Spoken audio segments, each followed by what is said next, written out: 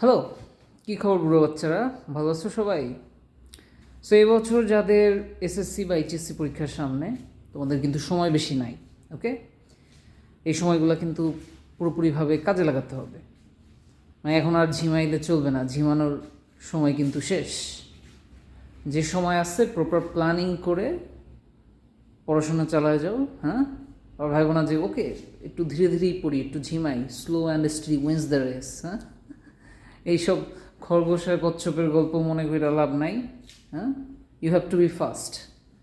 মানে এই আশা করে লাভ নাই যে যারা এতদিন ভালো মতো পড়ছে তারা এখন ওকে সামনে রোজা আছে বা সামনে ছুটি আছে ওরা না পড়া থাকবে। ওরা কিন্তু পড়তে থাকবে। হ্যাঁ, যে ওরা কিন্তু ওই খরগোশের মতো থাইমা যাবে না যে ওকে আমার এই ফ্রেন্ড তো কিছু পড়ে নাই এতদিন, ওকে তো ক্যাচ আপ করতে হবে আমার সাথে, সো আমি একটু না পড়ে থাকি, এরকম কিন্তু হবে না।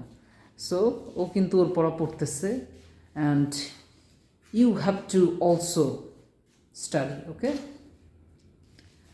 সো এই খরগোশ কচ্ছপের গল্প দিয়ে উৎসাহ নিয়ে লাভ নাই। হ্যাঁ, চিন্তা করো কোন খরগোশের খায়া দেয় কাজের অভাব পড়ছে কচ্ছপের সাথে গিয়ে রেস মারবে? হ্যাঁ, সো প্রপার প্ল্যানিং করে টাইমটাকে ইউটিলাইজ করতে হবে।